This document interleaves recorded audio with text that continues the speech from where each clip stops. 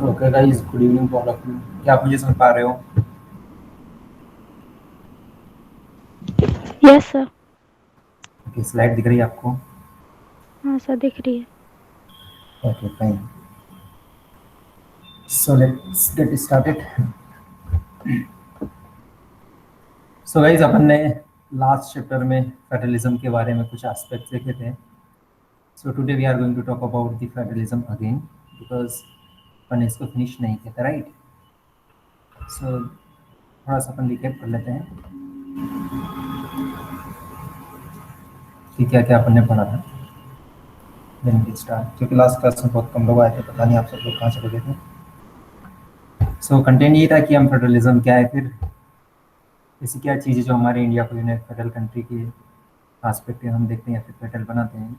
फिर अपने दूसरे इशू भी देखने की बात की थी कि डिसेंट्रलाइजेशन क्या होता है और डिसेंट्रलाइजेशन कैसे प्रैक्टिस करते हैं इंडिया में, राइट? इस तरह की अपन ने कुछ आस्पेक्ट देखने की कोशिश की थी। And there are two types of division of power. एक वर्टिकल डिवीजन होता है और हॉरिजॉन्टल होता है, ठीक है? किस तरह से पावर शेयर की जाती है। और मैंने इसका एग्जांपल दिया था, एक बेल्जियम वाला लिया था और श्रीलंका वाला लिया था, ठीक है? बेल्जियम में they people actually shared power between the different, और I would say among the units, that's why उन्होंने मैनेज कर पाए थे वो, ठीक है? If you talk about the Sri Lanka, so Sri Lanka में क्या किया था सर, उन्होंने पावर को शेयर नहीं किया था, ठीक है? इसलिए पावर शेयर करना चाहिए। अब किस तरह शेयर किया था वो लास्ट लेक्चर मैंने आपको बता दिया। I am not going to explain here again, right? Federalism का मतलब क्या होता है ये भी मैंने आपको बताया था, ठीक है? फेडरल कंट्री कहाँ कहाँ है, कितनी है आज पूरे वर्ल्ड में, वो भी अपन ने बताया था, ठीक है? कुछ कुछ फीचर्स के बारे में बात की थी, कौन कौन से फीचर्स होते हैं, ये सारे फीचर्स अपन ने कल डिस्कस कर लिया था, राइट है? जिन लोगों ने अटेंड नहीं की क्लास उनको शायद पता नहीं चलेगा। अपन डिस्कस कर रहे थे कि what makes India as a federal country, ठीक है? उसमें अपन ने डिस्कस किया था कि भाई फोर्थ सॉरी 7 शेड्यूल के बारे में बात की थी, यूनियन लिस्ट है, स्टेट लिस्ट है, ये कॉन्करेंट लिस्ट के बारे में बात की थी, क्या होता है वो सारा अपन ने डिस्कस किया था। रिस्ट्रिक्टिव पावर के बारे में बात की थी, बेसिक स्ट्रक्चर के बारे में बात की थी। हाँ, यहाँ से अपन डिस्कस कर रहे थे कि हम कैसे प्रैक्टिस करते हैं इन रियल लाइफ, राइट है? सो यहाँ अपन ने लिंग्विस्टिक स्टिक के बारे में बात की थी या नहीं की थी? कोई बता सकता है कि अपन ने इसके बारे में बात की थी या नहीं की थी? की थी, अपन ने लैंग्वेज के बारे में बात की थी। ये भी की थी। I think we should start from here. Yes, जिसने लास्ट क्लास अटेंड की थी वो बता सकता है या बता सकती है कि अपन ने ये पढ़ा था और वी सर, शुड यहाँ से स्टार्ट। आपको स्टार्ट करना था। Okay fine, great, thank you so much. Okay guys, so now we are going to talk about the center state relation in terms of the how we are going to practice or how we practiced so far federalism, right है? हमने federalism को कैसे practice किया है India में। सो हम ये third aspect देखने जा रहे थे कि सेंट्रल स्टेट रिलेशन के बारे में हम डिस्कस करेंगे, जिससे हम ये पता लगाना चाहेंगे कि वाकई में क्या हमने फेडरलिज्म को स्ट्रेंथन किया है, क्या मजबूत किया है, इजंट इट? तो हम समझने की कोशिश करेंगे धीरे धीरे। तो दोस्तों क्या है कि पहली बात तो ये कि अपने को समझने की आवश्यकता है कि दोस्तों शुरू शुरू में आपको बताओ 1951 से बात करते हैं, 1965 और लेट्स से कि 1990 तक, ठीक है? इतना ज़्यादा रीजनल पार्टी वगैरह पॉलिटिक्स में नहीं आई थी, ठीक है? तो शुरू में क्या थी, शुरू में कांग्रेस वगैरह थी, वही लाइक रीजनल पार्टी और नेशनल पार्टी सेम उनके लिए सेम था। सेम वाई सेम था क्योंकि स्टेट में भी कांग्रेस की पार्टी हुआ करती थी और नेशनल लेवल पर था, सेंटर पे भी कांग्रेस की पार्टी हुआ करती थी, राइट? सो उस समय इतना पता नहीं चलता था कि भाई साहब federal structure in practical life practice हो रहा है या नहीं हो रहा है, right? But due to the emergence of the regional politics after the 1990s, हमको एक क्लियर पिक्चर आई कि भाई साहब फेडरलिज्म किस तरह से प्रैक्टिस होता है। कि आपको पता होगा क्योंकि प्रेसिडेंट वगैरह रूल लगा देना, उनकी गवर्नमेंट वगैरह उनको सस्पेंड करवा देना, इस तरह की चीज़ें बाद में पता चली। क्यों? क्योंकि there is a difference between the ideology of two parties. तो डिफरेंस अगर है, एक स्टेट में लेट्स से कि बीजेपी की गवर्नमेंट है और सेंटर में लेट्स से कांग्रेस की गवर्नमेंट है। सो कांग्रेस सेंटर में है लेकिन स्टेट में कोई बीजेपी है, तो भाई साहब उससे खुश रहेंगे कि नहीं? वो कुछ भी नियम कानून कुछ करेंगे उल्टा सीधा, फिर कोशिश करेंगे कि कुछ डायरेक्शन वगैरह इस तरह से अपन दे आर्टिकल वगैरह यूज करके, ताकि वो कंप्लाई ना कर पाए, उनको फॉलो ना कर पाए, और फिर हम अपनी संवैधानिक पावर का इस्तेमाल करते हुए हम यहाँ पर प्रेसिडेंट रूल लगा देंगे, राइट? तो इस तरह से क्रीम विन करने की कोशिश वो कर रहे थे, वो की थी, सही बात की। देखिए दोस्तों, जैसे कि मैंने आपको बताया कि जब इमरजेंसी वगैरह लगी और इसके बाद में अपन बात करते हैं, तो नेशनल लेवल पे बेसिकली क्या हो रहा था कि जो पार्टीज वगैरह थी, ठीक है, बीजेपी या जनता पार्टी या कांग्रेस पार्टी, ठीक है, और डिफरेंट डिफरेंट पॉलिटिकल पार्टी थी, वो एकदम क्लियर कट मेजोरिटी लेके नहीं आ रही थी, एकदम क्लियर कट, राइट, कि भाई लेट से 50% प्लस वन सीट अगर लेके आ जाएंगे तो क्या करेंगे, वो फॉर्मेशन कर लेंगे अपनी गवर्नमेंट का, but they were not able to get the majority, so that is why they used to make coalition government, उनको संगठन की सरकार बनाना पड़ता था। Are you getting my point?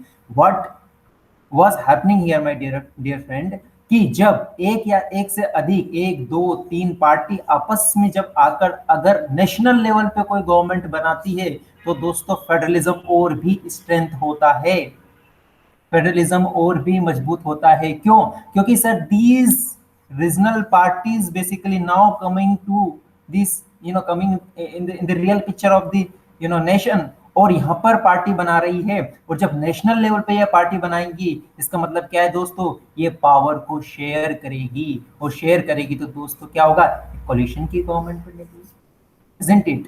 And power share कर रहे हो तो इसका मतलब क्या है सर, फेडरल स्ट्रक्चर को और भी आप मजबूत कर रहे हो, isn't it? So if I can say, my dear friends, if someone says कि सर शुरू में जो फेडरलिज्म था उसकी तुलना में यदि हम आज के फेडरलिज्म की बात करें, तो sir yes definitely we can say कि आज का जो फेडरल स्ट्रक्चर है हमारे देश का, वो और भी मजबूत है as a compare to previously अगर बात करें 1951 के आसपास और 60 और 65 के आसपास। क्यों? क्योंकि सर इस पीरियड में 1951 से लेकर 65 की अगर बात करो तो सर एक ही पार्टी रूल कर रही थी, isn't it? तो यहाँ की जगह सर कोलिशन गवर्नमेंट बनने का कोई चांस ही नहीं था। तो यहाँ पर फेडरल स्ट्रक्चर और फेडरलिज्म के फीचर्स इन रियलिटी में प्रैक्टिस हो रहे थे या नहीं हो रहे थे, ये पता ही नहीं चलता था। क्यों? क्योंकि सेंटर में भी और स्टेट में भी एक ही गवर्नमेंट हुआ करती थी, isn't it? Is that clear, my dear friend? अगर ये चीज होती है, जब डिफरेंट स्टेट की पार्टी जब आती है और नेशनल लेवल पे कोई गवर्नमेंट बनाती है, तो दोस्तों पहली बात है कि ऑटोनॉमी उनको मिलती है, दूसरी बात ये कि सर उनको पावर शेयर करना पड़ता है, उनको रिस्पेक्ट मिलती है। क्यों रिस्पेक्ट मिलती है? क्योंकि भाई साहब अगर उन्होंने अपना सपोर्ट खींच लिया, आपकी गवर्नमेंट गिर जाएगी, ठीक है। तो और भी यहाँ पर क्या होता है, फेडरल स्ट्रक्चर मजबूत होता है। देखिए ये सीन हुआ करता था पहले, जो स्टेट्स हैं, मैम साहब ये जो मैम है इनके पास जा रहे हैं, प्रधानमंत्री जी मान लीजिए, श्रीमती इंदिरा गांधी जी बोल लीजिए, उनके पास जा रहे हैं, ये भीख मांग रहे हैं भीख मांग रहे हैं, मतलब ये स्टेट बोल रहे कि मैम साहब थोड़ी सी पावर दे दो हमको, राइट। क्यों? क्योंकि उसमें स्टेट जो सेंटर था बहुत स्ट्रॉन्ग हुआ करता, तो इवन आज भी स्ट्रॉन्ग है। कौन है? सेंटर स्ट्रॉन्ग है सर। उसका एक क्वेश्चन भी अपन डील करेंगे, कैसे मैं बताऊंगा आपको नेक्स्ट कमिंग स्लाइड्स।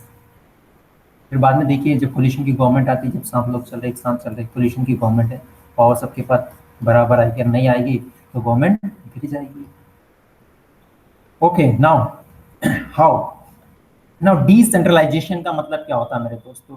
डिसेंट्रलाइजेशन का मतलब क्या होता है? विकेंद्रीकरण। देखिए दोस्तों, जब विकेंद्रीकरण की अपन बात करते हैं तो इसका मतलब ये है कि भाई साहब लेट्स से कि मैं एक कोई भी एक कप ले लेता हूँ या कुछ भी ले लो, लेट्स से कुछ खाने पीने का रखा है, वो सबको मैंने एक साथ एकत्रित करके रख दिया, तो इसको क्या बोलेंगे सर? सेंट्रलाइजेशन बोलेंगे। इसको क्या बोलेंगे? सेंट्रलाइजेशन। अर्थात मैंने क्या किया? सेंट्रलाइजेशन ऑफ द कमोडिटी और goods at a single point. इसका मतलब क्या है सर? जो बाउल है, ये कप है, जिसके पास रहेगा उसी के पास मैक्सिमम पावर रहेगी, isn't it? But if I talk about the decentralization, decentralization का मतलब ये दोस्तों, इस बाउल से मैं कुछ कमोडिटी या फिर गुड्स निकाल कर मेरे दोस्त को दे देता हूं, इसका मतलब क्या हो दोस्तों? मैंने कुछ पावर मेरे दोस्त के साथ शेयर कर दी, इसका मतलब ये दोस्तों डिसेंट्रलाइजेशन मैंने किया है।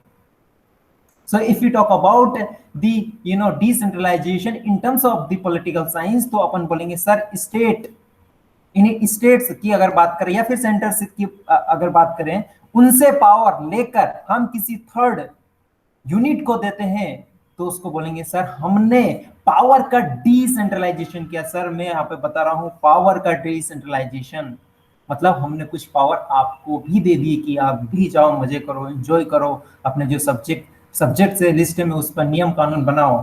अरे 3 लिस्ट होती है दोस्तों, मैंने लास्ट क्लास में आपको बताया था, यदि आपने अटेंड नहीं की तो आपको पता नहीं चलेगा। एक सेंट्रल लिस्ट होती है, यूनियन लिस्ट जिसे भी कह सकते हैं, एक स्टेट लिस्ट होती है, कॉन्करेंट लिस्ट होती है। ठीक है, इन लिस्टों में क्या होता है सर, कुछ कुछ सब्जेक्ट रहते हैं और उस पर एक्सक्लूसिव राइट रहता है।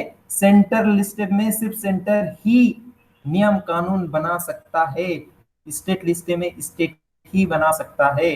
ठीक है, कॉन्करेंट में दोनों बना सकते हैं। सो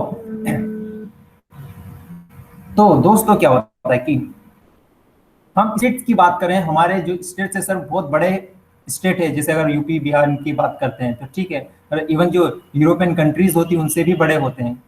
ठीक है, इंडिपेंडेंट कंट्री होती है यूरोप वगैरह। अपन एग्जांपल देखा था, बेल्जियम का एग्जांपल दिया था ना, बेल्जियम हरियाणा के बराबर है। हरियाणा की पॉपुलेशन और 2 करोड़ के आसपास, उनकी भी इतनी थी, 1 पॉइंट समथिंग करोड़ के आसपास।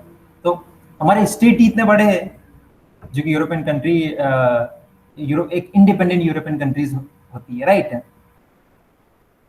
सो क्या होगा,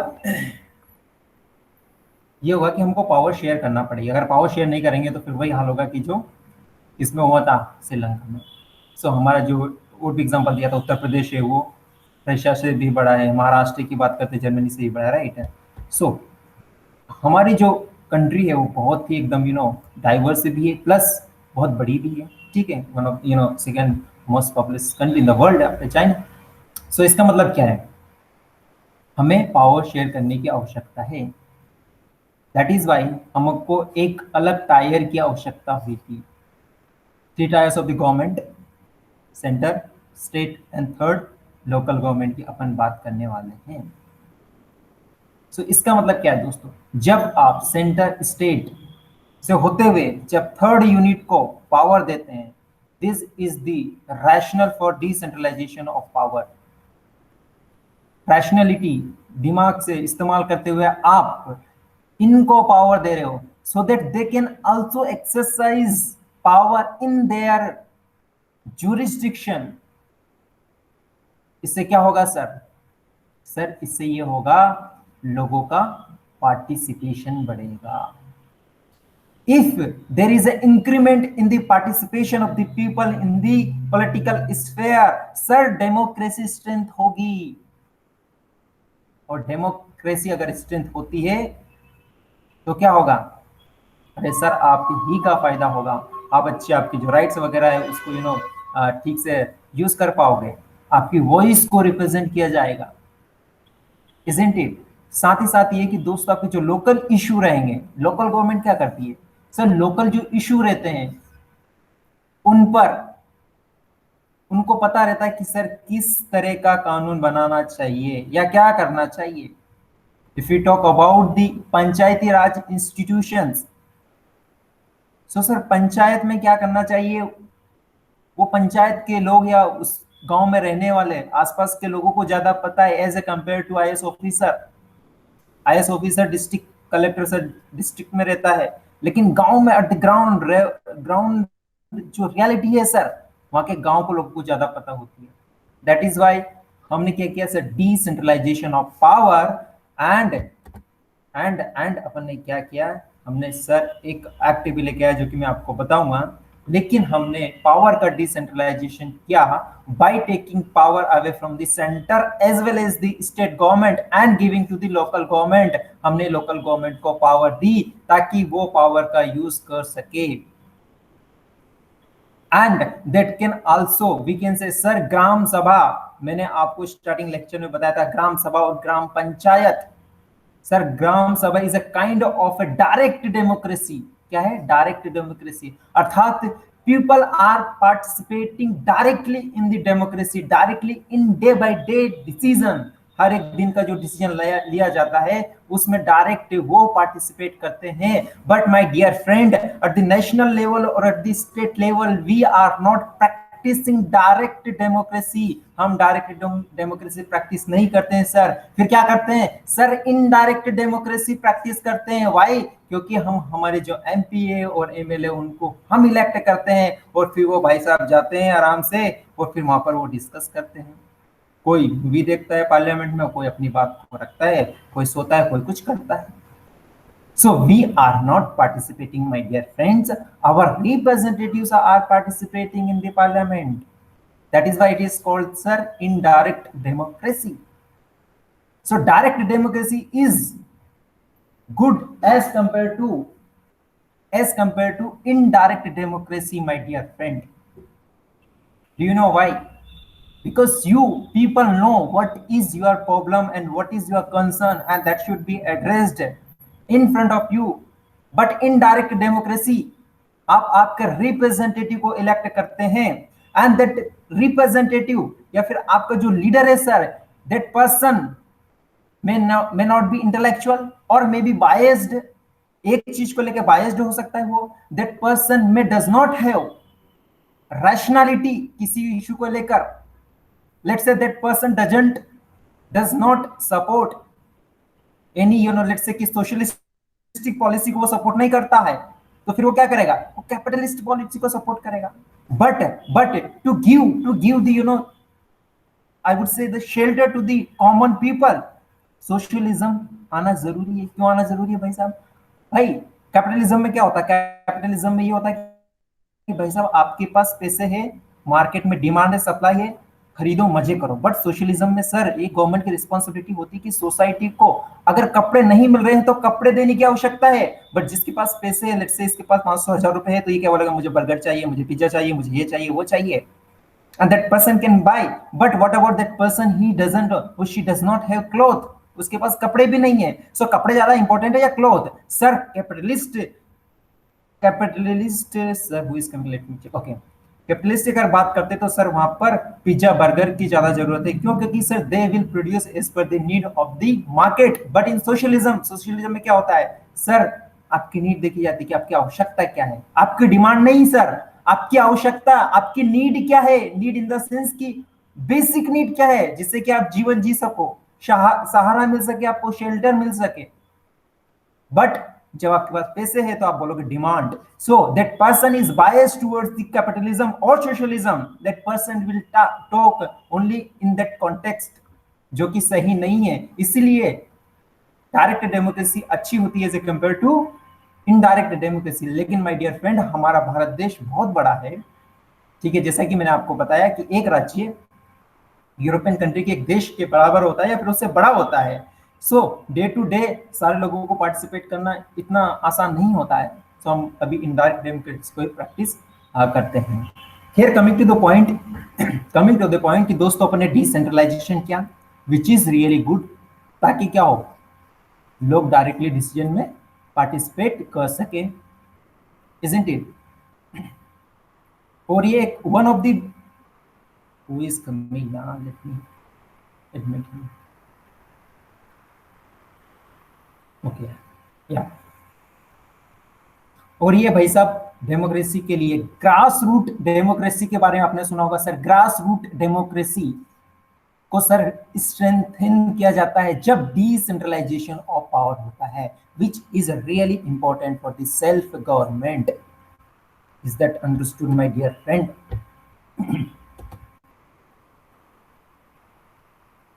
Yeah. So अब देखिए दोस्तों,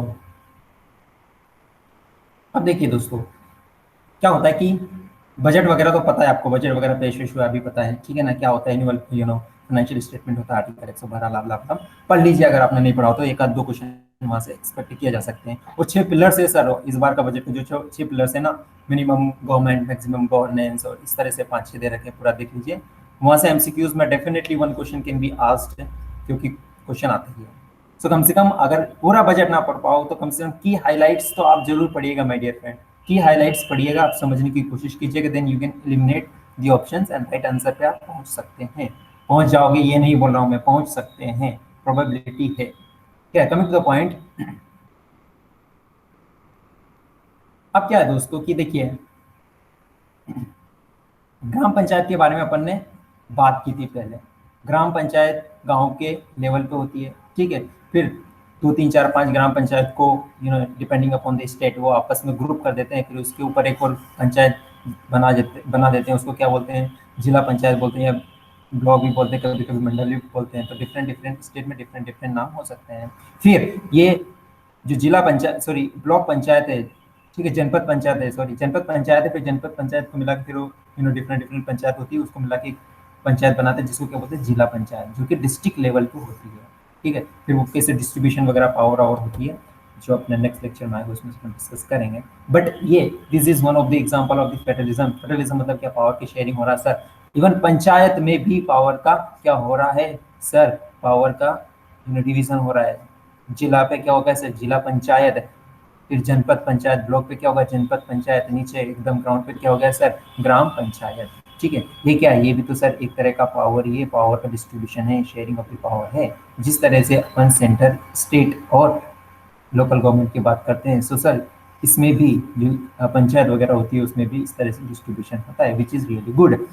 इसमें कुछ कुछ जो दे रखा है थोड़ा बहुत काम की चीज़ें इसमें लिखा है, the member of this representative body are called the elected by the panchayat member वगैरह, वही इलेक्ट करते हैं। देखिए यार ये चीज़ मैंने आपको बता दी, इसलिए मैं टाइम यहाँ पे वेस्ट नहीं करना चाहता हूँ, क्योंकि मैंने जब शुरू शुरू में स्टार्ट किया था किस तरह से इलेक्शन होता है उनका, उनको कौन लोग पार्टिसिपेट करते हैं, तो लाभ I am not going to waste time here. अगर आपने स्टार्ट में नहीं पढ़ा हो तो आपको पढ़ने की आवश्यकता है, अगर आपको नहीं आता है तो प्लीज़ आप लास्ट वाला लेक्चर देखिएगा। ठीक है, जिला पंचायत का थोड़ा सा ये देख लीजिए, यहाँ पे मोस्ट ऑफ द पीपल होता है वो जिला परिषद इलेक्टेड वगैरह किया जाते हैं, एमएलए और एमपी वगैरह उनका भी थोड़ा इंटरफेयर होते हैं, और जो ऑफिशियल वगैरह होते हैं जैसे आप जैसे लोग आईएएस वगैरह बन जाओगे तो उनका भी थोड़ा सा जो डिस्ट्रिक्ट पंचायत रहते हैं उसमें योगदान देता है, ताकि पैसे वैसे का ठीक ठाक से यूज हो। ठीक है, फिर 73rd और 74th पॉइंट जो एक्ट वगैरह वो पढ़ेंगे वहाँ पर और अच्छे से मैं बताऊँगा, लेकिन ये चीज़ इसलिए नहीं बता रहा क्योंकि पहले बता दी मैंने आपको, so I am not going to waste time है। ये चीज़ मैंने आपको बताई थी, म्यूनसिपल कॉर्पोरेशन वगैरह टाउन हाउन में क्या होता है, ठीक है, मेयर वेयर, ये सारी चीज़ मैं बता चुका हूँ। मैंने सिर्फ स्लाइड में इसलिए डाला ताकि आपको याद आ जाए कि हाँ ये चीज़ मैंने आपको बता दी। ठीक है, स्टार्टिंग में बताती याद हो तो।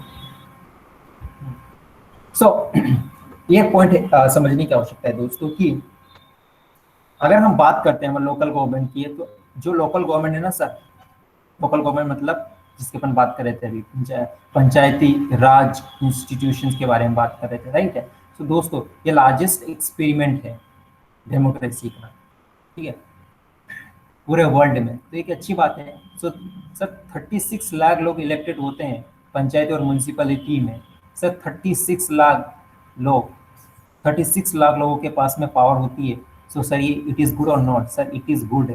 आप बोल रहे इतने सारे को पावर देने की आवश्यकता है, सर बिल्कुल पावर देने की आवश्यकता है। भले इनके पास अगर तुम गांव के सरपंच को भले पंच भी बना दो ना सर, कॉलर खड़ी करके चलता है भाई मैं पंच हूँ, ठीक है, भले कुछ भी ना आए ना उसका कोई योगदान हो, ताकि उनके अंदर है ना एक शांति रहे कि हाँ भाई ठीक है, I am also part of the erectile system, और कुछ भी इस तरह से बोलते कि हम पॉलिटिकल सिस्टम का भाग है, हम भी पावर एक्सरसाइज करते हैं, तो वो रिवोल्ट नहीं करेंगे, उनको गुस्सा नहीं आएगा। ठीक है, नहीं तो फिर वो श्रीलंका में कैसे हुआ था आपको पता है कि अरे हमारा तुम ध्यान नहीं देते हो, ये वो, फिर तमिल अमिल दंगा वंगा करेंगे, फिर सिविल वॉर जैसी सिचुएशन हो सकती है। So it is good my dear.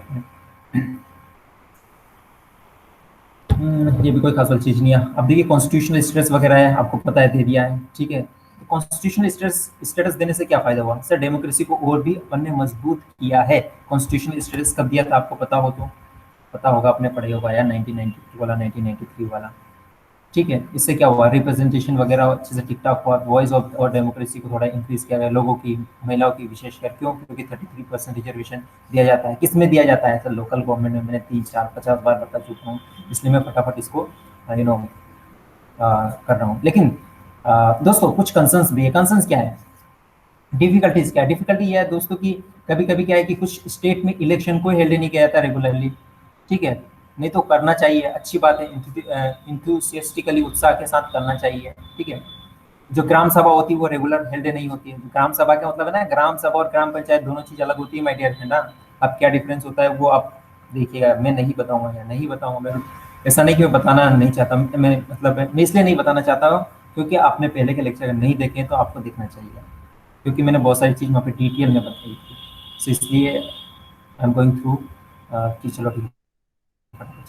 सो इसके बाद में क्या है, और दूसरी बात यह है कि दोस्तों अगर आपने देखा होगा जो जब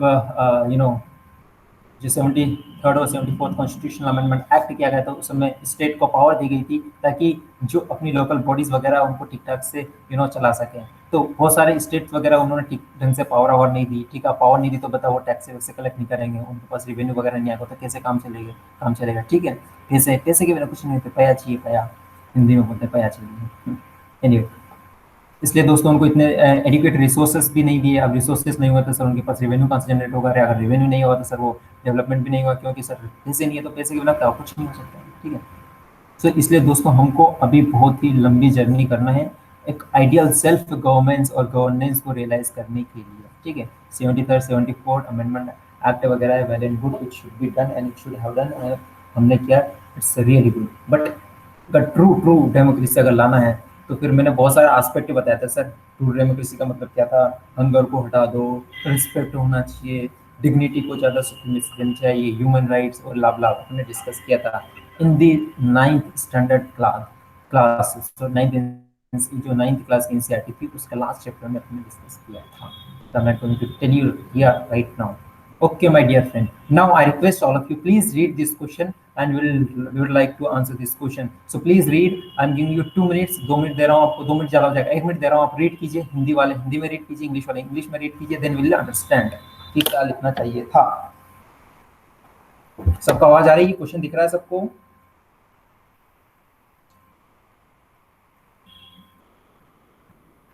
बताइए भाई साहब, कोई तो बताइए, बोल दीजिए। Yes sir. हाँ प्लीज आप रीड कीजिए फिर। क्वेश्चन फेडरलिज्म से संबंधित है। देखिए दोस्तों, क्वेश्चन में लिखा है, क्या लिखा है? लिखा है though the federal principle in the is dominant in our constitution and that principle is one of its basic features, but it is equally true that federalism under Indian constitution leans in favor of strong center, a features that militates against the concept of strong federalism। Discuss करने की आवश्यकता है। हिंदी में लिखा है कि हालांकि हमारे संविधान में संघीय सिद्धांत प्रमुख है और यह सिद्धांत इसकी बुनियादी विशेषताओं में से एक है, लेकिन यह भी उतना ही सच है कि भारतीय संविधान संविधान के तहत संघवाद एक मजबूत केंद्र के पक्ष में झुकता है। एक ऐसी विशेषता जो मजबूत संघवाद की अवधारणा के खिलाफ है। चर्चा कीजिए। दोस्तों, प्रश्न आपको समझ में आया या नहीं? अगर प्रश्न समझ में नहीं आया तो उत्तर आपको आएगा ही नहीं। So please tell me who understood the whole concept of the question, कि हमको क्या करना चाहिए और क्या क्वेश्चन की भावनाओं को समझो दोस्तों, अपनी भावनाओं को नहीं, क्वेश्चन की भावनाओं को समझो। So yes, anyone would like to say something, बताने चाहता है, चाहती है, तो प्लीज यू आर वेलकम।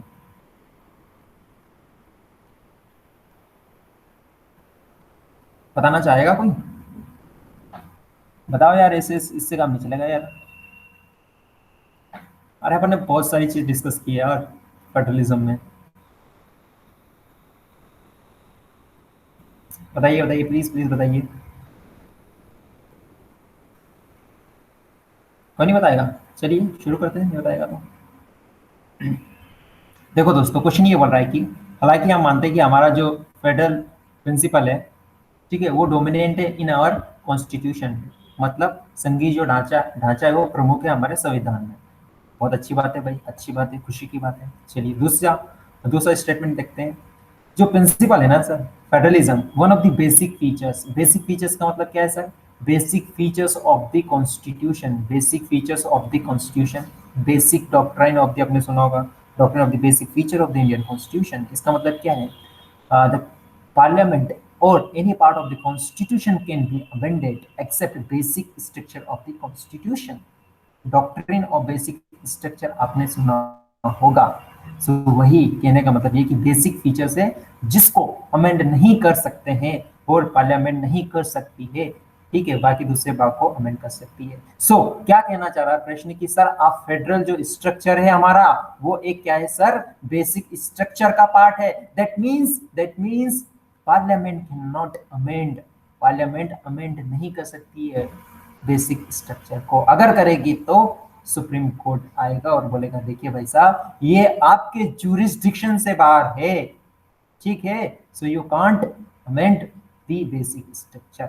इस लाइन का मतलब ये है दोस्तों। सो ये बेसिक फीचर से उस उसमें से फेडरलिज्म एक फीचर से, तो बहुत अच्छी बात है सर, मतलब बहुत स्ट्रॉन्ग पॉइंट यहाँ पे रखा गया है। दूसरी बात हम देखते हैं कि दोस्तों, but it is equally true that federalism under Indian constitution, लेकिन दोस्तों ये बात भी सत्य है कि हमारे भारतीय संविधान के अंतर्गत जो फेडरलिज्म है वो सेंटर की तरफ एक स्ट्रॉन्ग तरीके से झुका हुआ है, मजबूत रूप से झुका हुआ है।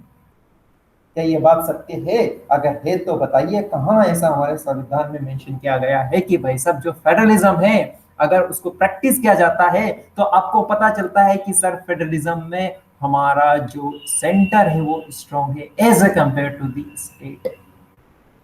जो कि ये फीचर्स है दोस्तों, जो क्या करता है सर, जो संघवाद की अवधारणा, जो संघवाद का कॉन्सेप्ट है उससे क्या है सर, उसके खिलाफ है। इस पे आपको चर्चा करना है, डिस्कस करना है। प्रश्न समझ में आया कि नहीं आपको, ये बताइए please tell me if you understood the question. अगर आपको समझ में आया प्रश्न तो अपन आंसर की बात करें, अगर प्रश्न ही समझ में नहीं आया तो फिर आंसर की बात करने की आवश्यकता नहीं। बताइए प्रश्न समझ में आया नहीं आपको, ये बताओ। Yes sir. बताओ क्या समझ में आया, बताओ बताओ, आप बोलिए। समझ आया। अरे बोलिए, शर्माने की कोई आवश्यकता नहीं है, जितना भी समझ में आए हैं। तो यही कि मतलब हमारे संविधान में जो कॉन्स्टिट्यूशन है उसमें जो है संघवाद है, तो जी। मैं डिफाइन नहीं कर पा रही हूँ, बस समझ में आ गया। अरे बोलिए, कोई दिक्कत नहीं, आप गलत बोलिए, कोई दिक्कत नहीं है। आप इंटरेक्शन नहीं करोगे तो फिर मजा नहीं आएगा। प्लीज आप बोलिए, नो प्रॉब्लम, बोलिए बोलिए, कोई दिक्कत नहीं। अब कितना मतलब रिलेटेड है और कैसे जी मतलब, तो उसके ऊपर चर्चा करनी है मुझे। जी, तो अच्छा बताइए, पहली लाइन से आप क्या समझे, क्या हमारे, हालांकि हमारे संविधान में संघीय सिद्धांत प्रमुख है, इसका मतलब क्या है? संघीय सिद्धांत जो संघवाद है, जी जो सब वो मतलब संघवाद जैसे मैं डिफाइन नहीं कर सकती, हाँ हाँ, बिल्कुल सही आप बोले, सही बोले, वो बोले जाइए। प्रमुख है, वो मतलब इम्पोर्टेंट है। जी तो बिल्कुल। उसके बाद जो है सिद्धांत, इसकी बुनियादी विशेषताएं, तो मतलब इसकी मतलब क्या क्या क्वालिटीज हैं और वो हमें समझना है हम्म। उसके बारे में। लेकिन उतना ही सच है कि हाँ मजबूत सर केंद्र के बेसिकली पक्ष में, ये मतलब केंद्र के पक्ष में मतलब कितना झुकाव उसके उसके पक्ष में है और कितना मतलब नहीं है उसके ऊपर, मतलब ये। जी जी, कोई बोल रहा था बीच में, प्लीज प्लीज प्लीज बोलिए, क्या बोल रहे थे सर भाई साहब? बेसिकली कॉन्स्टिट्यूशन में ये दिया गया है कि क्योंकि हमारा सेंट्रल है तो वो इन कंपैरिजन टू स्टेट वो ज़्यादा पावर में है, इसके जी पास ज़्यादा पावर्स हैं। जी जैसे जी। कि सर जैसे कि इमरजेंसी के टाइम पे सारी पावर्स सेंट्रल के पास आ जाती हैं। जी और जैसे जो तीनों लिस्ट हैं उनके अलावा जो भी एक्स्ट्रा कोई भी अगर सब्जेक्ट आता है तो उसके पास उसके लिए भी पावर पार्लियामेंट के पास रहती है। तो सर ये सब मतलब इन सब से ये सब सर एक तरह से प्रॉपर्टीज़ हैं कि हमारा जो सेंटर है वो ज़्यादा एक तरह से ज़्यादा पावर रहती है उसके पास। जी जी और इसमें क्वेश्चन में डिस्कस करना है कि एक ऐसी क्वालिटी, एक ऐसी मतलब ऐसा पॉइंट जो मजबूत संघवाद की अवधारणा के खिलाफ है, जी जी, तो तो उसके बारे में बिल्कुल। डिस्कस करना है सर। आई थिंक जी जी बिल्कुल। स्टेट के पास पावर्स तो दी हैं बट हमारा कॉन्स्टिट्यूशन तो ऐसा होता है ना कि एक मतलब सर इमरजेंसी के टाइम पे वो एक तरह से पावर में आ जाता है जी बिल्कुल। स्टेट के पास कोई पावर्स नहीं रहती, बट वैसे अगर नॉर्मल कंडीशंस में देखा जाए तो स्टेट के पास पावर रहती हैं।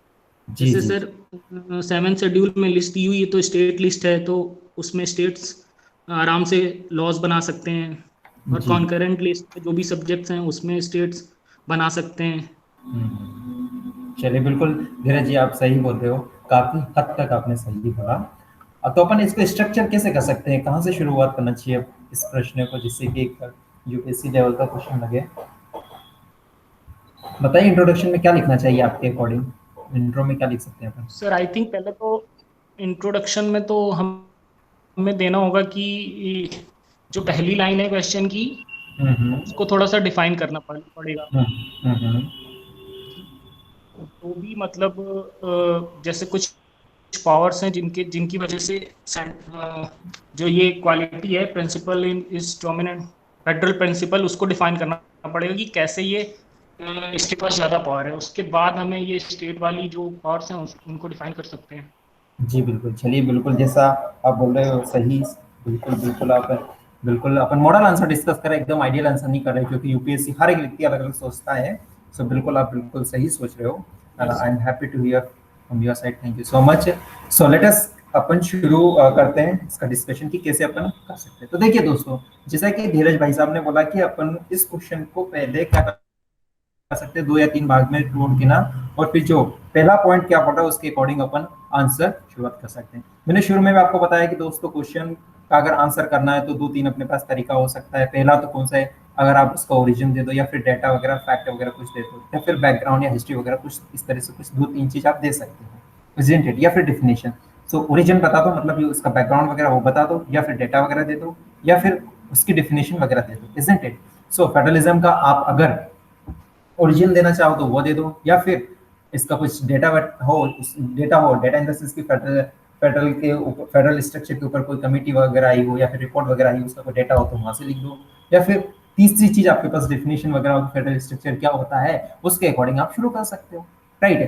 फिर क्या है कि बेसिक चीज को, बेसिक फीचर्स को आप यहाँ पे शामिल शामिल कर लीजिए। तो 1 या 2 लाइन में आप इस तरह से सेंटेंस लिखिए कि लिख सकते हैं कि भाई federal structure one of the features of the basic structure of the constitution, basic structure of the doctrine of basic structure की, जो कि बहुत इंपॉर्टेंट है, अच्छी बात है, होना चाहिए। और केशवानंद भारती के इसके अनुसार ये चीज आई है, राइट है। आप बोल सकते हैं कि फेडरलिज्म का मतलब क्या होता है सर, फेडरलिज्म का मतलब क्या होता है, डिस्ट्रीब्यूशन ऑफ पावर होता है बेसिकली, सेंट्रल स्टेट और different different units of the होती है पॉलिटिकल सिस्टम की, उसमें पावर क्या होता है सर, डिवीजन नहीं होता, डिवीजन ही तो होता है, ठीक है। सो 2 या 3 लाइन में आप यहाँ इतनी सारी चीज लिख सकते हो, ठीक है। जिससे क्या होता है कि सर डिस्ट्रीब्यूशन ऑफ पावर का मतलब क्या हो जाता है कि सर वहां पर फाइनल अथॉरिटी रहती है ना, वो क्या होती है कि final authority in the sense कि भाई अगर सेंटर में है तो सेंटर लिस्ट में सेंटर ही फाइनल अथॉरिटी रहेगी, स्टेट में कौन सी रहेगी सर, स्टेट ही फाइनल अथॉरिटी रहेगी। और अगर अपन थर्ड चीज की बात करते हैं जिसकी लोकल गवर्नमेंट, तो उनके पास पावर है उसमें, वो फाइनल अथॉरिटी रहेगी, ठीक है सर।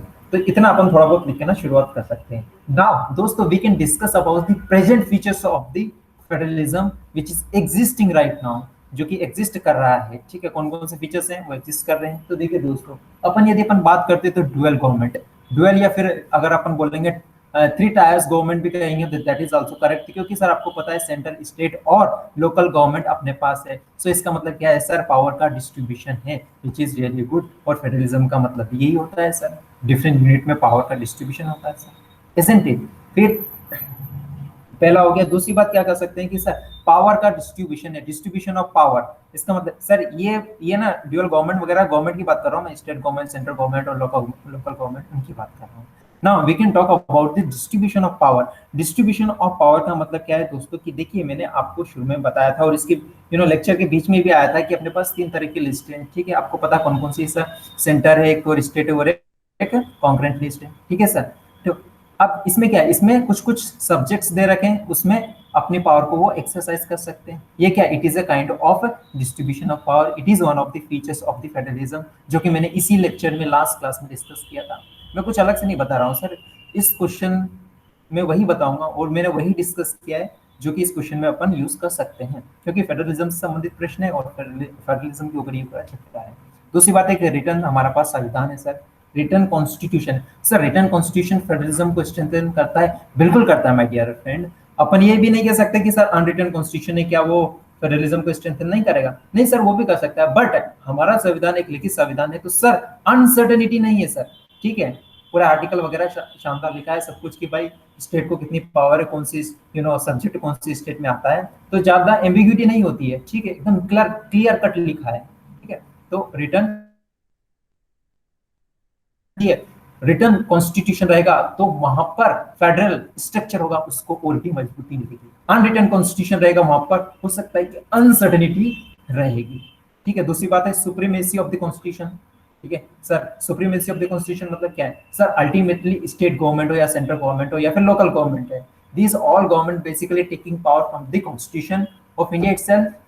कॉन्स्टिट्यूशन से ही तो पावर लेती है सर, ऐसा तो नहीं कि सेंटर गवर्नमेंट से स्टेट गवर्नमेंट पावर लेती है, ऐसा तो नहीं है सर। सेंटर गवर्नमेंट से स्टेट गवर्नमेंट पावर लेती है, ऐसा तो नहीं है सर, नहीं है ना, बिल्कुल नहीं है। ये बेल्जियम में भी ये कॉन्सेप्ट अपनाया था। क्या बोला था उन्होंने कि भाई स्टेट गवर्नमेंट के कुछ अलग सब्जेक्ट रहेंगे और स्टेट गवर्नमेंट सबऑर्डिनेट नहीं रहेगी सेंट्रल गवर्नमेंट की। सिमिलरली यहाँ पर भी स्टेट गवर्नमेंट है वो सेंट्रल गवर्नमेंट की सबऑर्डिनेट नहीं है, इजंट इट सर? इससे क्या है कि हमारा संविधान सुप्रीम है, ठीक है। एंड कॉन्स्टिट्यूशन पावर कहां से लेता है सर? कोई बता सकता है कि संविधान पावर कहां से लेता है? ये तो मैंने आपको बता दिया, ये आपको भी पता होगा कि भाई साहब स्टेट गवर्नमेंट या सेंट्रल गवर्नमेंट या लोकल गवर्नमेंट है वो पावर कहां से लेती है सर? संविधान से लेती है, ठीक है, कॉन्स्टिट्यूशन से लेती है। लेकिन कॉन्स्टिट्यूशन पावर कहां से लेता है? तो बताना चाहेगा? Sir constitution power we the people of India, अर्थात हम भारत के लोग हमसे लेता है। प्रीएम्बल आप पढ़िएगा 10th की एनसीईआरटी, उसी के पहले फ्रंट पेज पे दे रखा है कि फ्रंट पेज पे क्या दे रखा है? We the people of India having solemnly resolved constitute blah blah blah करके पूरा का पूरा प्रीएम्बल दे रखा है। पहली लाइन लिखी sir, we the people of India, अर्थात हम भारत के लोग, हम अपने आप को ये संविधान सौंपते हैं और हमारी आवश्यकता के अनुसार हम संविधान को बदल भी सकते हैं।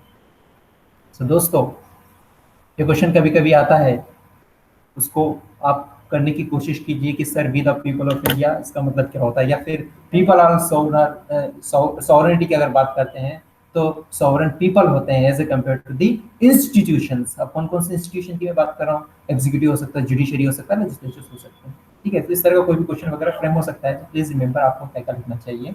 सो यहाँ चलिए कमिंग टू द पॉइंट, ये पॉइंट हो गया। सो मैं आपको एक्सप्लेन ज्यादा कर रहा हूँ बट इतना लिखना नहीं है सर, इसमें 200 वर्ड्स लिखने थे। शायद 2014 में ये प्रश्न पूछा था 12.5 नंबर का, ठीक है। एक लाइन, एक डेढ़ लाइन लिखना है क्योंकि आपको दूसरे क्वेश्चन भी करना है, ये क्वेश्चन में आपको पीएचडी नहीं करना है। बट इतना सारी चीज मैं बता रहा हूँ ताकि आपको चीजें याद रहे, आप आराम से लिख पाओ। 5वां पॉइंट सर, रिजिडिटी।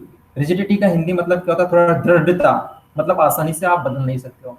सर जब संविधान में अगर बदलाव करना हो, एक अहम मुद्दे पर बदलाव करना हो, जैसे कि जीएसटी काउंसिल वगैरह, जीएसटी एक्ट वगैरह लाया गया था, उस समय सर क्या कि स्टेट से भी पास करने की आवश्यकता लगी थी, इजंट इट? जब बहुत ही कॉन्स्टिट्यूशनल अमेंडमेंट किया जाता है सर, बहुत ही अहम वाला, बहुत ही नेशनल इंपॉर्टेंस से संबंधित हो, उस समय सर स्टेट से भी परमिशन ले जाती है, एटलीस्ट हाफ स्टेट से तो ली जाती है। 28 अगर स्टेट है तो उसमें 14 स्टेट से तो परमिशन ली जाती है।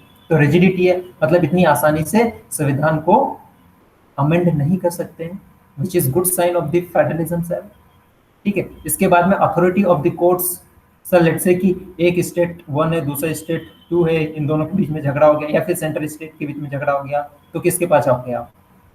जुडिशरी के पास जाओगे ना सर? बिल्कुल सर, जुडिशरी के पास जाओगे, फिर वो समझाएंगे देखिए भाई साहब आपकी लिस्ट ये है, आपकी लिस्ट ये है, आपको इन पावर का एक्सरसाइज करो, इनका मत करो, नहीं तो फिर आपके बीच में झगड़ा हो जाएगा, ठीक है। तो ये सारे फीचर्स क्या है सर? ये फेडरल स्ट्रक्चर के फीचर्स, और भी 3-4 और भी लिख सकते हो but I think more than sufficient है ये। तो ये तो अभी प्रेजेंट अभी हमारे कॉन्स्टिट्यूशन में है, मतलब चेंजेस हो रहे हैं उनकी अपन बात कर रहे हैं, ठीक है। अब दोस्तों दूसरा फीचर है वो भी हमारे कॉन्स्टिट्यूशन में ही है, लेकिन अब ये वाला जो पार्ट है ये next part of the question को एड्रेस करेगा। कौन सा? ये लिखा है कि sir it is also true. अभी तो ये सारे पॉइंट्स है ना दोस्तों, ये सिर्फ ये यहाँ से लेकर यहाँ तक की भावनाओं, क्वेश्चन की भावनाओं को एड्रेस किया है, isn't it? अब ये बोल रहा है कि भाई साहब जो हमारा फेडरलिज्म है वो एक स्ट्रॉन्ग सेंटर की तरफ इंक्लाइन है, ठीक है सर। अब इसको अपने को एड्रेस करना है। लास्ट में लिखा है जो कि एक स्ट्रॉन्ग फेडरलिज्म के अगेंस्ट है, ठीक है। तो देखिए सर ऐसे कौन से प्रोविजन है हमारे संविधान में जो कि यह बताता है कि स्ट्रॉन्ग होता है हमारा सेंटर। मैंने सर आपको 2 कॉन्सेप्ट बताया था, क्या बताया था आपको याद हो तो लास्ट क्लास में? एक था होल्डिंग टुगेदर फेडरलिज्म, क्या था? एक होल्डिंग टुगेदर फेडरलिज्म, और एक कौन सा था? Coming together federalism. यूएसए में कौन सा है सर? कमिंग टुगेदर, वो सब लोग आए हैं। इंडिया में होल्डिंग टुगेदर, ठीक है। फिर अब वो क्या थी पूरी कहानी, लास्ट लेक्चर आपने पढ़ा था तो समझ में आया होगा। Now coming to the point, अब देखिए दोस्तों कुछ पावर है जहां पर आपको पता चलेगा कि centre is stronger than the state, state से ज्यादा मजबूत आपको केंद्र दिखता है सर, और जहां पर भी ये चीज आपको दिखती है बस उन्हीं चीजों को यहाँ पे लिख दीजिए ताकि क्वेश्चन की डिमांड है उसको आप फुलफिल कर पाओगे। You have to fulfil the demand of the question my dear friend. आपको क्या आता है उससे कोई मतलब नहीं है, आपसे क्या पूछा गया है उसको लिखना है, इससे मतलब है। सो लेजिस्लेटिव पावर की बात करें, लेजिस्लेशन की अपन बात करते हैं माय डियर फ्रेंड। तो दोस्तों आपने पढ़ा होगा आर्टिकल 1 2 3 4 5 में अगर पढ़ा होगा तो शुरू शुरू में क्या लिखा रहता है कि भाई साहब यदि सेंटर चाहे अर्थात नेशनल गवर्नमेंट और यूनियन गवर्नमेंट चाहे तो किसी भी स्टेट का नाम बदल सकती है या फिर स्टेट का बाउंड्री को चेंज कर सकती है या फिर एक स्टेट से दो स्टेट बना सकती है। इसमें सर सिंपल मेजोरिटी की आवश्यकता होती है इन दी पार्लियामेंट, अर्थात स्टेट का यहाँ पर कोई रोल नहीं होता है। और जहां पर स्टेट का कोई रोल नहीं है इसका मतलब क्या है दोस्तों, वहां पर फेडरलिज्म नाम की चीज थी वो गायब लगेगी आपको, जो कि हमारे संविधान में है। तो इस पॉइंट से आप ये सिद्ध करना चाहते हैं कि सर हमारा जो फेडरलिज्म है वो सेंटर जो कि स्ट्रॉन्ग है उसकी तरफ झुका हुआ है, पहला पॉइंट। ठीक है, लेजिस्लेटिव पावर की बात की अपन ने, फॉर्मेशन ऑफ स्टेट के बारे में बात की। दूसरी बात अपन क्या कर सकते हैं कि sir union list has more subjects. 3 list आपको मैंने बताई थी सर, ठीक है, उसमें ज्यादा सब्जेक्ट्स हैं, ज्यादा सब्जेक्ट है इसका मतलब क्या है, आपके पास ज्यादा पावर है, आप ज्यादा नियम कानून बना सकते हो, आप ज्यादा लोगों को कंट्रोल कर सकते हो। इसका मतलब क्या है सर, सर एक यूनिट को ज्यादा पावर मिली है as compare to other unit, अर्थात सेंटर को ज्यादा पावर मिली है एज कंपेयर टू स्टेट्स। इसलिए हम कह सकते हैं माय डियर फ्रेंड कि भाई साहब हमारा जो फेडरलिज्म है वो सेंटर की तरह इंक्लाइन है, झुका हुआ है। ठीक है सर, लीन है थोड़ा सा। दूसरी बात ये दोस्तों, जो प्रेसिडेंट रूल की अपन बात करें, ठीक है, ठीक है, उसमें क्या होता है दोस्तों, जब प्रेसिडेंट रूल वगैरह अगर इम्पोज करते हैं उस कंडीशन में क्या होता है सर, अरे भाई साहब पार्लियामेंट पावर एक्सरसाइज कर सकता है legislative power of the state, तो उस समय वो नियम कानून कुछ कुछ बना सकते हैं, इजंट इट। इसका मतलब क्या हो, आपने स्टेट को बाईपास कर दिया। तो ये भी एक यूनिटी टाइप का एग्जांपल है, यूनिटी टाइप का फीचर है, जो कि यूनिटी क्या होता है वो अपन डिस्कस करेंगे in the coming lecture, but I am just telling you here. So ये कुछ 3 4 5 क्रिटिकल पॉइंट आए, मतलब ये मिला के बेसिकली लेजिस्लेटिव पावर से संबंधित था। दूसरा अपन एडमिनिस्ट्रेटिव पावर की अगर बात करते हैं दोस्तों, तो उसमें क्या होता है कि आर्टिकल 256 के तहत, आर्टिकल 256 के तहत जब नेशनल गवर्नमेंट अर्थात यूनियन गवर्नमेंट स्टेट गवर्नमेंट को कोई इंस्ट्रक्शन देती है और उनको स्टेट गवर्नमेंट को फॉलो करना पड़ता है, अगर वो फॉलो नहीं करती है तो सर वो आर्टिकल 356 का इस्तेमाल करते हुए प्रेसिडेंट रूल लगा देते हैं, इजंट इट। इसका मतलब क्या हुआ, सेंटर के पास ज्यादा पावर हुई कि नहीं, बिल्कुल ही मीडिया। और इसका कई बार मिसयूज भी किया जाता है जब कोलिशन की गवर्नमेंट बनती है, जब दो पार्टी के बीच में टसल चलती है, ठीक है, वार ऑफ पावर चलता है, उस समय इन चीज का इस्तेमाल किया जाता है, कई बार प्रेसिडेंट रूल लगाया जाता है अननेसेसरली, कोई मतलब नहीं है, but just sake of the power. ठीक है, खैर ये जब क्रिटिकल पॉइंट वगैरह लिखना रहे वहां पे लिखिएगा। इस क्वेश्चन की डिमांड ये है कि आर्टिकल 256 का इस्तेमाल करते हैं, वहाँ की जगह स्टेट वगैरह आता है, उनको इंस्ट्रक्शन वगैरह देते हैं कि भाई हमारी जो हमने जो चीज आपको बताई, जो इंस्ट्रक्शन दिया, this instruction should be followed by the state. If you are not following, then we can use article 356 and we can impose president rule on you.